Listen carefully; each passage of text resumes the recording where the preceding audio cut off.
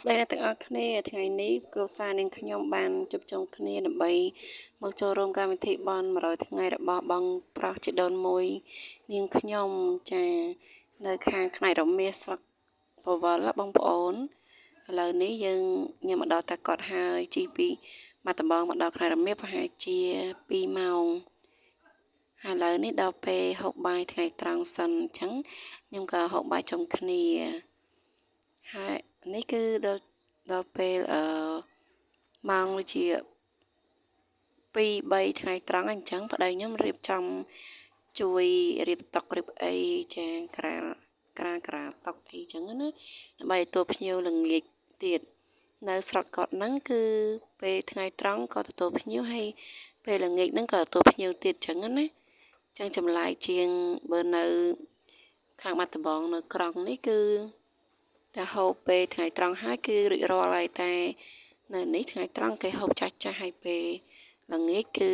មានរៀងក្មេងរៀងអីចឹងដែរណាវ័យកដាល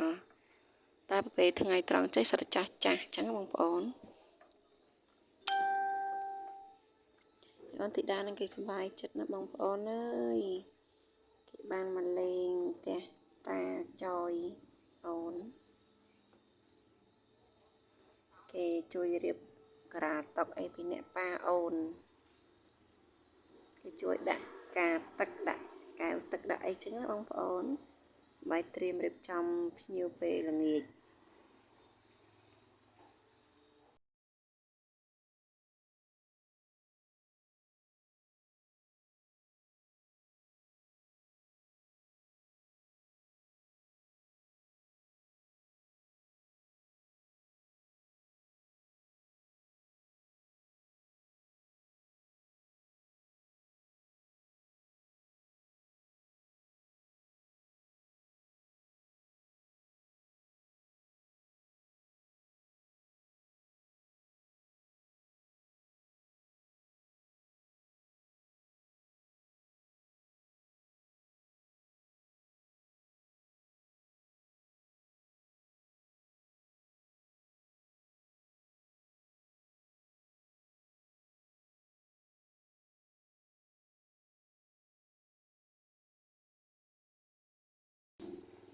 ហើយតំណេនេះពេលថ្ងៃប្រហែលម៉ោង3នឹងឯង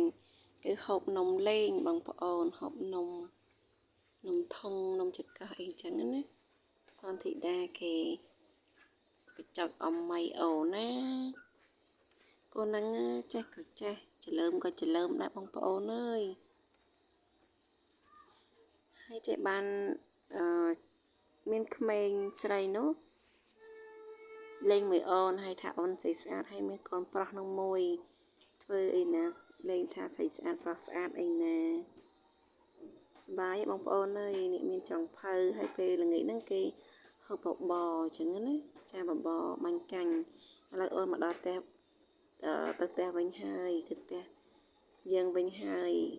ដោះអាវបដោយនៅក្នុងឡាននឹងឯងអូនក្តៅស្អុះពេកហ៎ចឹងទៅដោះអាវហើយប៉ាអូននឹងស្វឹងស្រាផងផឹកផងបនគាត់នឹងតែមានស្រាទៀតអរគុណច្រើន